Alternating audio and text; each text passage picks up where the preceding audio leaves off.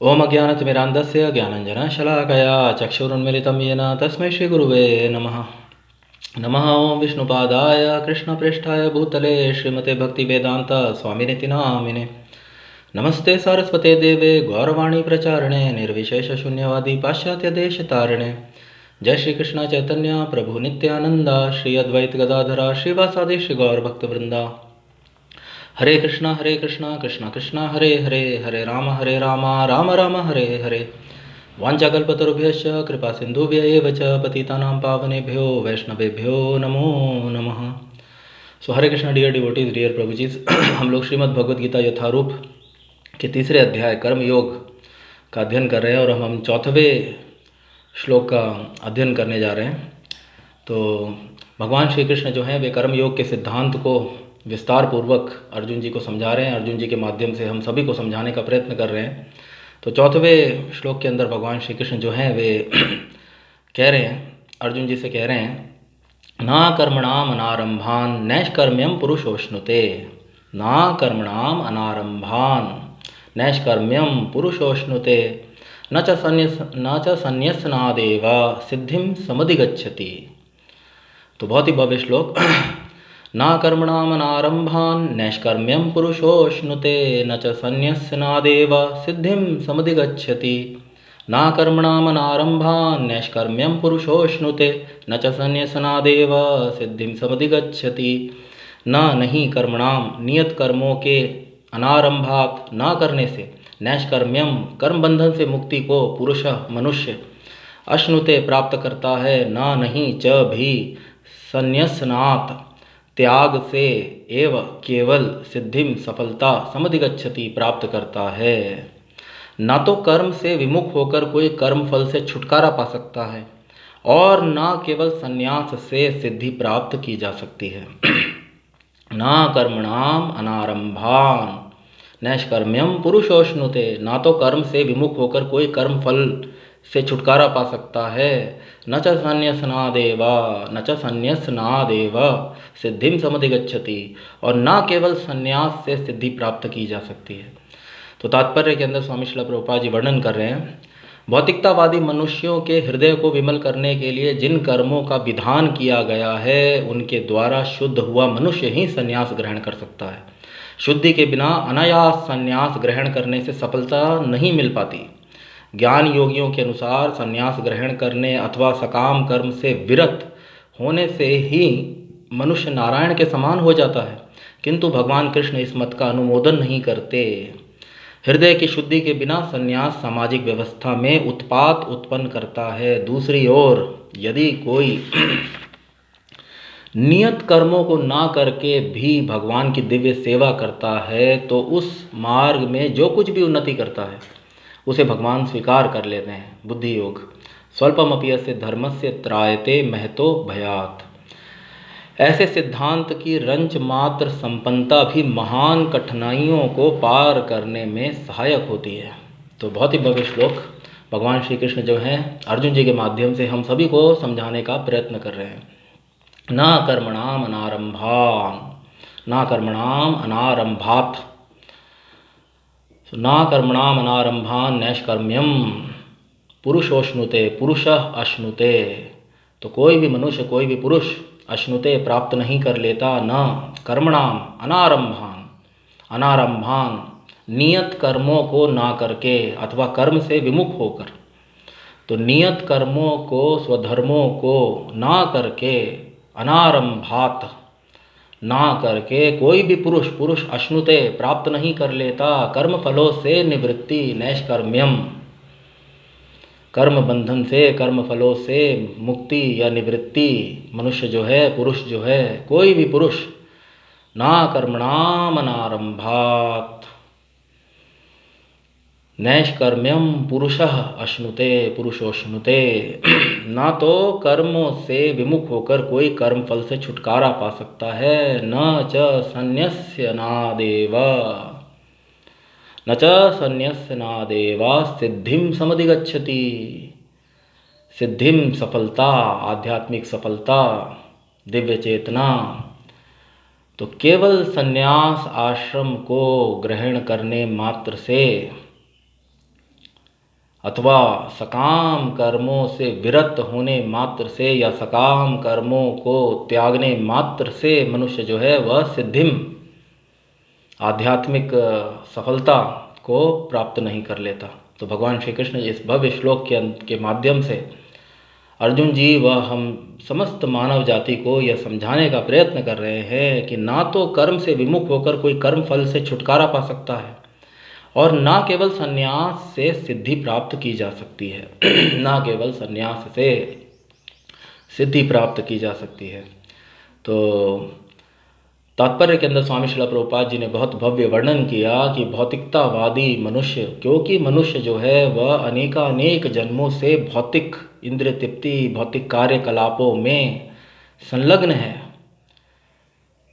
अतः क्योंकि मनुष्य अनेकानेक जन्मों से भौतिक कार्यों में संलग्न है, केवल भौतिक कार्यों के त्याग से मनुष्य जो है वह कर्म फल से छुटकारा नहीं प्राप्त कर सकता। पूर्व जन्मों के एकत्रित सकाम कर्मों के कर्म फल ही मनुष्य को और अधिक सकाम कर्म करने के लिए प्रेरित करते हैं। तो ज्ञान योगी जो होते हैं, जो वैश्लेषिक अध्ययन के माध्यम से साक्षात्कार कर पाते हैं कि आत्म जो है, आत्म की प्रकृति पदार्थ से उच्च है, आत्म जो है वह आध्यात्मिक स्तर पर है और पदार्थ जो भौतिक पदार्थ जो है वह भौतिक स्तर पे। तो आत्म जो है वह उच्च है और जीवात्म जो है वह भौतिक कार्यों के माध्यम से ही, सकाम कर्मों के माध्यम से ही कर्म बंधन में फंसा है। तो जब मनुष्य को यह साक्षात्कार हो जाता है, ज्ञान योगियों को ज्ञान के माध्यम से, मानसिक ऊहापोह के माध्यम से, मानसिक चिंतन के माध्यम से, सांख्य योगी ज्ञान योगी, तो उनका जो मानसिक ऊहापोह से जो उनका मत है, जो ज्ञान योगी जन वे समझते हैं कि सकाम कर्मों के त्याग मात्र से, सकाम कर्मों से विरत होने मात्र से मनुष्य जो है वह आध्यात्मिक स्तर को प्राप्त कर लेता है। तात्पर्य के अंदर स्वामी श्रील प्रभुपाद जी ने वर्णन किया कि सांख्य योगी, सांख्या नाम का मत है, सांख्य योगियों का मत है कि सकाम कर्मों के से विरत होकर मनुष्य जो है वह नारायण के समान आध्यात्मिक स्थिति प्राप्त कर लेता है। परंतु भगवान श्री कृष्ण जो हैं वे इस मत का यहाँ पर अनुमोदन इस श्लोक के माध्यम से भगवान श्री कृष्ण जो हैं, जो स्वयं परम आदि नारायण, परम नारायण, जो समस्त अवतारों और विस्तारों के भगवान श्री कृष्ण जो है वे पूर्ण पुरुषोत्तम भगवान हैं और वे समस्त असंख्य अवतारों व विस्तारों के स्रोत हैं। तो भगवान श्री कृष्ण जो हैं वे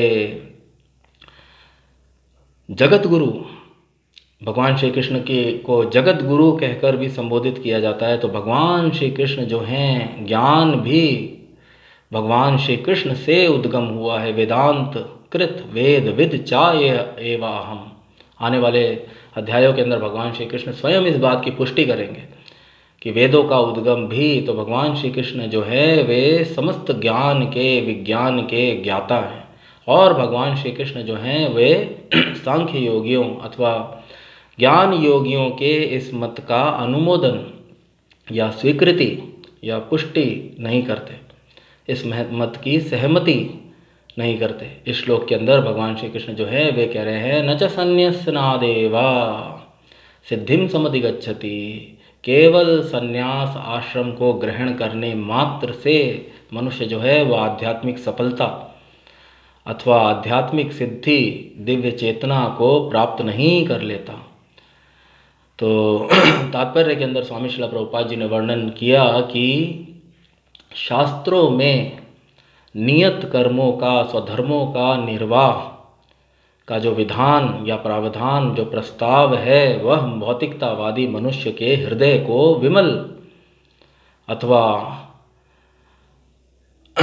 अनर्थों से निवृत्त करने हेतु उनका शास्त्रों में विधान है। पूर्व कक्षा में उत्तीर्ण हुए बिना अगली कक्षा के अंदर सफलता प्राप्त नहीं की जा सकती। तो अनायास संन्यास तात्पर्य के अंदर स्वामी श्रील प्रभुपाद जी ने वर्णन किया, अनायास संन्यास या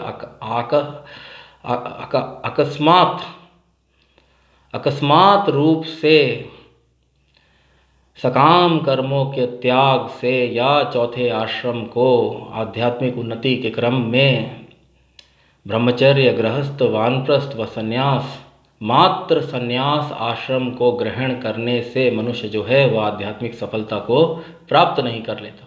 स्वामी श्रील प्रभुपाद जी ने अपने प्रवचनों में, अपने वार्तालापों में इस तथ्य का अनेक बार वर्णन किया है। पूर्व कक्षा में उत्तीर्ण हुए बिना मनुष्य जो है वो अगली कक्षा के अंदर सफलता नहीं प्राप्त कर सकता।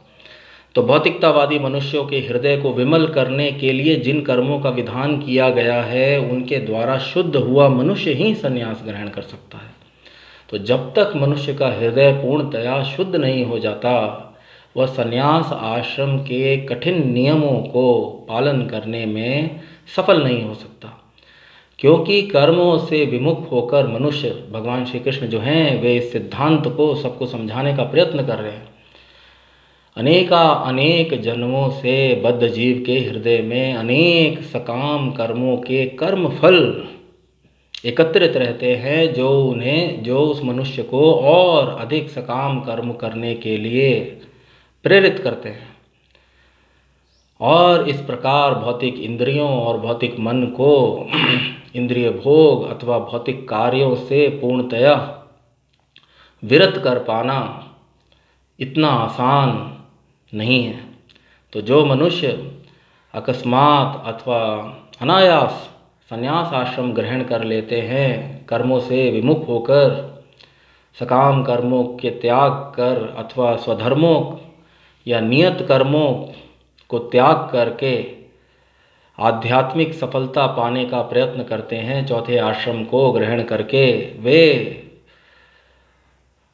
संन्यास आश्रम की कठिन नियमों का पालन करने में असफल या विफल हो जाते हैं। तो शुद्धि के बिना अनायास संन्यास ग्रहण करने से सफलता नहीं मिल पाती। ज्ञान योगियों के अनुसार संन्यास ग्रहण करने अथवा सकाम कर्म से विरक्त होने से ही मनुष्य नारायण के समान हो जाता है, किंतु भगवान कृष्ण इस मत का अनुमोदन नहीं करते। तो भगवान श्री कृष्ण जो हैं वे इस मत का, ज्ञान योगियों के इस मत का न च संन्यस्यनादेवा सिद्धिम समधिगच्छति, केवल संन्यास से सिद्धि प्राप्त नहीं की जा सकती। हृदय की शुद्धि के बिना संन्यास सामाजिक व्यवस्था में उत्पात उत्पन्न करता है। तो स्वामी श्रील प्रभुपाद जी ने तात्पर्य के अंदर वर्णन किया कि यदि हृदय के शुद्धिकरण बिना मनुष्य जो है वह संन्यास आश्रम को ग्रहण कर लेता है तो वह उसके अंदर सफलता प्राप्त नहीं कर सकता। वह उसके कठिन नियमों का, ऐसा पुरुष है संन्यास आश्रम के कठिन नियमों को पालन करने में असमर्थ रहता है, असफल रहता है, और इससे सामाजिक व्यवस्था के अंदर उत्पात उत्पन्न होता है।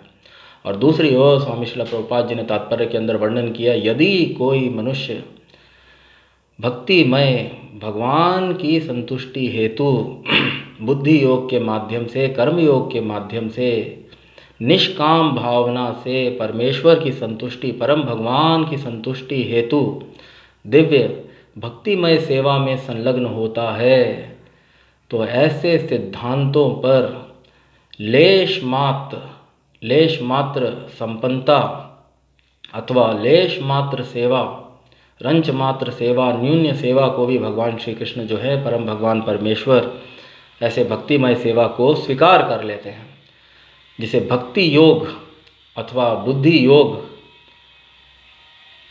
से संबोधित किया जाता है। और पूर्व अध्याय के अंदर, द्वितीय अध्याय के अंदर भगवान श्री कृष्ण ने स्वयं वर्णन किया, नेहा विक्रम नाशो अस्ति प्रत्यावायो न विद्यते स्वल्पमपि यस्य धर्मस्य त्रायते महतो भयात्। इस दिशा में, इस सिद्धांत पर चलकर यदि कोई मनुष्य निष्काम भावना से परमेश्वर की संतुष्टि के लिए कार्य करता है बुद्धि योग के माध्यम से, तो भगवान न्यून्य से न्यून्य, थोड़े से भी थोड़ा रंच मात्र सेवा को भी भगवान जो है स्वीकार कर लेते हैं। और ऐसी दिव्य भक्तिमय सेवा का ना तो ह्रास होता है ना उसकी हानि होती है। तो पूर्व अध्याय के अंदर हम सब ने देखा। और रंच मात्र संपन्नता, ऐसे सिद्धांतों पर रंच मात्र सफलता संपन्नता मनुष्य को बड़े से बड़ी कठिनाइयों से, परेशानियों से निवृत्त करने में सहायक होती है। नेहा विक्रमनाशो अस्ति प्रत्यवायो न विद्यते स्वल्पमपि अस्य धर्मस्य त्रायते महतो भयात्। तो बुद्धि योग स्वामी श्रील प्रभुपाद जी ने वर्णन किया। दूसरी ओर यदि कोई नियत कर्मों को ना करके भी भगवान की दिव्य सेवा करता है तो उस मार्ग में जो कुछ भी उन्नति करता है उसे भगवान स्वीकार कर लेते हैं। बुद्धि योग स्वल्पमपि अस्य धर्मस्य त्रायते महतो भयात्। ऐसे सिद्धांतों की रंच मात्र संपन्नता भी महान कठिनाइयों को पार करने में सहायक होती है। तो यदि कोई नियत कर्मों का त्याग करके, स्वधर्मों को का निर्वाह ना करके भी यदि कोई बुद्धि योग के माध्यम से, कर्म योग के माध्यम से, भक्तिमय सेवा के माध्यम से, निष्काम भावना से भगवान की संतुष्टि के लिए कार्य करता है, भगवान की भक्तिमय सेवा में संलग्न होता है, तो ऐसे कार्यों का कभी भी ह्रास नहीं होता और ऐसे सिद्धांत की रंच मात्र संपन्नता भी महान कठिनाइयों को पार करने में सहायक होती है।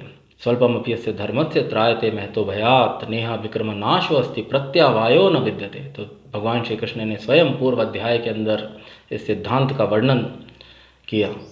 तो स्वामी श्रील प्रभुपाद जी इस श्लोक के माध्यम से हम सभी को समझाने का प्रयत्न कर रहे हैं, भगवान श्री कृष्ण भी समझाने का प्रयत्न कर रहे हैं कि सांख्य योग से कर्म योग अथवा बुद्धि योग जो है वह श्रेष्ठ है। भगवान की संतुष्टि के लिए किए गए कार्य, निष्काम भावना से भक्तिमय सेवा, बुद्धि योग का कभी भी ह्रास नहीं होता और इसकी लेश मात्र संपन्नता भी महान कठिनाइयों को पार करने में सहायक होती है। तो बहुत ही भव्य श्लोक। ना कर्मणामनारंभान् नैष्कर्म्यम पुरुषोश्नुते न च संन्यस्यनादेव सिद्धिं समधिगच्छति। ना तो कर्म से विमुख होकर कोई कर्म फल से छुटकारा पा सकता है और न केवल संन्यास से सिद्धि प्राप्त की जा सकती है। तो आने वाले अध्याय के अंदर हम अगले श्लोक का अध्ययन व चर्चा करेंगे। तब तक के लिए मैं इस सत्र को यहीं पे विराम देना चाहूँगा। जय ओम विष्णुपाद परमहंस परिव्रजकाचार्य अष्टोत्तरशत श्री श्रीमती शिवाइनग्रे सभा चरणारविंद भक्ति वेदांत स्वामी श्रील प्रभुपाद जी की जय। ग्रंथराज श्रीमद् भगवद गीता की जय। भगवान श्री कृष्ण की जय। भगवान श्री चैतन्य महाप्रभु की जय। हरे कृष्ण महामंत्र की जय। हरे कृष्णा कृष्णा कृष्णा हरे हरे, हरे राम राम राम हरे हरे। निताय गौर प्रेमानंदे। हरि हरि बोल। हरे कृष्णा।